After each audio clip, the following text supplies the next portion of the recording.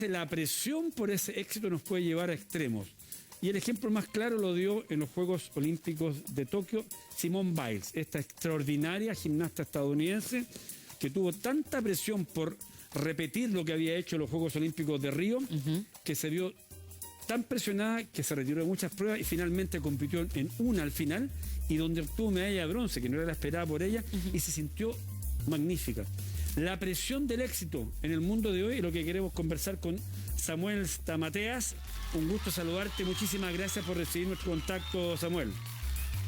Por favor, muy amable. Gracias, Jorge. Hola, María Jimena. Hola, ¿qué tal, Samuel? Un gusto saludarte. Qué buen tema el de conversación hoy día. Porque la verdad que, claro, siempre sentimos esa presión desde que somos pequeños. Primero nuestros padres, luego también nuestro entorno. Y ser exitoso, ¿eso debería ser algo, un anhelo propio? ¿O tenemos que seguir siendo así presos de lo que va a decir el resto de la gente? Bueno, ahí se transforma en una elección personal. Todo el tiempo estamos decidiendo. Todo el tiempo nos estamos comprometiendo por algo. Ahora, es cierto esto que vivimos en una sociedad que establece estándares cada vez más elevados, cada vez más exigencia. Desde pequeños, como bien decís, en nuestro hogar, cuando comenzamos a estudiar, bueno, está la presión de los padres para enviar a sus hijos a buenos colegios, de los hijos por tener buenas notas. Después cuando hay presión laboral, por mantener el trabajo, por cumplir con los objetivos que nos fijan. Hay presión por terminar una carrera, hay presión en la pareja, por tener hijos o no tener. Hay presión en las redes sociales, por tener seguidores, por tener likes, etc. Porque de alguna manera podríamos decir que estamos viviendo en la cultura del éxito, o en una sociedad del éxito, que tiene sus propias características, ¿no? Por ejemplo, podríamos decir que hemos reemplazado la cooperación por la competencia. Estamos todo el tiempo comparando y contrastando los logros con lo de los pares, con lo de nuestros semejantes, y eso se transforma en una gran presión. Perdón. Por un lado... Sí, Samuel, yo no te presenté como debía, coach ontológico, nuestro invitado de hoy. Fíjate, pensando en lo siguiente, a nosotros de repente no se nos puede olvidar como programa, tenemos una característica. Somos uno de los pocos programas que se emite desde en este caso, Sudamérica al mundo.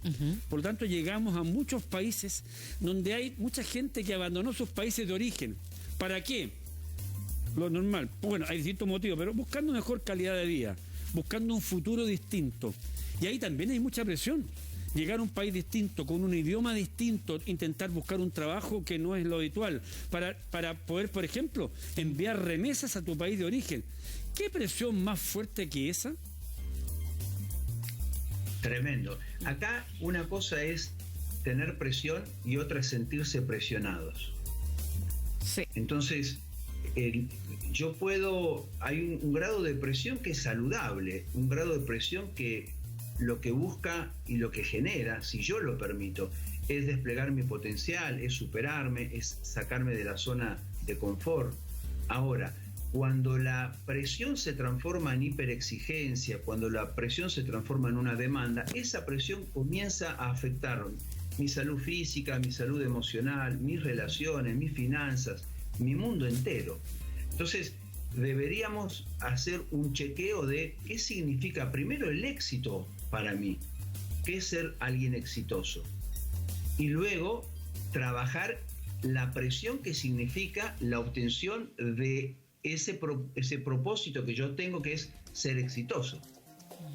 Verdad, ahí tenemos que conversar muchísimo más. Samuel, necesitamos ir a una pausa comercial, pero al regreso seguimos con esta conversación, ¿le parece? ¿Cómo no? Gracias. Muy bien, nosotros vamos y volvemos, una pequeñita. Están conectados y conversando respecto a la presión del éxito, y tengo un comentario en redes sociales que creo que vale la pena leerlo de pies a cabeza. A ver. Lucy Márquez: inconscientemente pretendemos ser los mejores en todo, y de repente descubres que siempre hay alguien que lo hace mejor que tú, y nos frustramos, pero tardamos muchos en darnos cuenta que eso no importa.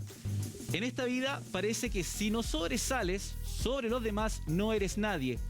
Es una constante competencia. Finalmente he aprendido que no importa ser la mejor, en mi caso de ser mujer, sino que hacerlo bien, y de poco a poco encuentras tu lugar. Samuel. Un comentario en redes sociales. Me encantó el comentario. Es lo que se conoce como la estrategia del océano azul, ¿no? Que se utiliza en el mundo de las empresas y se refiere a que las compañías necesitan dejar de competir entre sí para poder activar y desarrollar la innovación y buscar nuevas formas de relacionarse, nuevos productos, etcétera. A diferencia de la contracara del océano azul sería el océano rojo, el océano teñido de sangre, el océano donde hay depredadores. En cambio, cuando yo me muevo, nado en el mundo a partir de un sentido de cooperación, un sentido de empatía con el prójimo, de interdependencia, entonces puedo compartir con el otro mis proyectos, mis propuestas, mis resultados. ¿Cuán diferente sería el mundo si nos moviésemos en ese sistema, no? Sería maravilloso. Aparte, cuántas, me imagino, consecuencias evitaríamos en uno mismo cuando, claro, competimos con los demás y los resultados no se nos dan, porque lo pasamos realmente mal y empieza ahí, creo yo, estos problemas existenciales. No sé, ¿es así, Samuel? Claro, porque una cosa es moverse bajo excelencia y otra es moverse bajo exigencia. Ajá. Vivir en la excelencia o vivir bajo la exigencia. Porque la persona que se mueve en el modelo de la exigencia todo el tiempo le está faltando algo, ¿no? Y además le genera un gran problema que él no puede separar lo que soy de lo que hago. Porque cuando las cosas, a la persona que se exige por lograr resultados, a ver, paréntesis, todos queremos resultados, pero una cosa es ser resultadista y otra cosa es buscar resultados. El exigente lo que hace es poner el foco, la mirada y el compromiso puramente en el resultado. La excelencia pone el foco en el camino que me lleva al resultado, más que en la meta. Entonces, el transitar es completamente diferente, porque una persona que se mueve bajo exigencia, o yo tengo que lograr la mejor nota, yo tengo que cubrir este objetivo, yo tengo que alcanzar esta meta, vive en la sensación que nunca se llega a tiempo, bajo prisa, urgencia o emergencia. En cambio, la excelencia, como la mira está puesta en el proceso, es ese proceso que nos va transformando como profesionales, como personas. La excelencia siempre es sinónimo de calidad superior en hacer las cosas. Samuel, pero a ver, tú eres un especialista, tú eres coaching ontológico, o sea, tu mirada es la mirada de quien, como ahora está conversando y expresa ideas que nos tienen que servir, pero finalmente el mundo de hoy es resultadista. Nosotros, este programa es distinto en general a todos los programas de televisión. ¿Por qué? Nosotros no tenemos el famoso rating. El rating es resultado. Si el resultado de un programa es malo, lo más probable es que todo el proceso que hiciste no sirva de nada, porque te van a decir el programa no sigue. Nuestro programa no tiene el rating habitual, nuestro rating es otro, es tener cada día más gente en nuestras redes sociales, más compañía a través de las distintas redes sociales, fundamentalmente eso. Pero finalmente, y ahí va mi tema, Samuel, ¿cómo enfrentamos un mundo donde hoy día lo que más te exigen son resultados? Lo queramos o no. Claro. Ese es el gran desafío. Y desde el coaching, la mirada del coaching, ¿cuál es justamente? Como nosotros no, si bien somos seres sistémicos, estamos en un sistema y el sistema nos afecta y nosotros afectamos al sistema, el gran desafío es que cada persona pueda modificar su forma de ver las cosas, porque justamente esa presión del mundo exterior, del mundo que está fuera de mí, quizás yo no pueda trabajarla o tener poder de decisión sobre ella, pero la manera en que yo perciba esa presión va a determinar mi acción o mi reacción. Por eso sostenía que no es lo mismo sentir presión que sentirse presionado. Entonces yo elijo, porque ¿a qué costo elijo vivir bajo el minuto a minuto del rating? Claro. Eso es una decisión personal. Sí, Claro. Es verdad. Vamos a seguir leyendo a nuestros amigos de Conectados que nos escriben a través de las redes sociales. Nacho. Claro que sí, Jime, tenemos comentarios y preguntas de nuestro público a través del Instagram, @conectad número 2 TV Chile. Y Rodolfo Mardones 1 pregunta: ¿las redes sociales han hecho que cada vez exista mayor presión en la vida, sacar la mejor foto o mostrar la mejor vida? La pregunta en redes sociales a esta hora. Sí, las redes, cuando nosotros describimos lo que nos pasa, señalando hacia afuera, no nos estamos haciendo responsables, no somos parte del problema. Porque acá, ¿qué estamos diciendo? Y bueno, la culpa es de las redes sociales que nos exigen esto.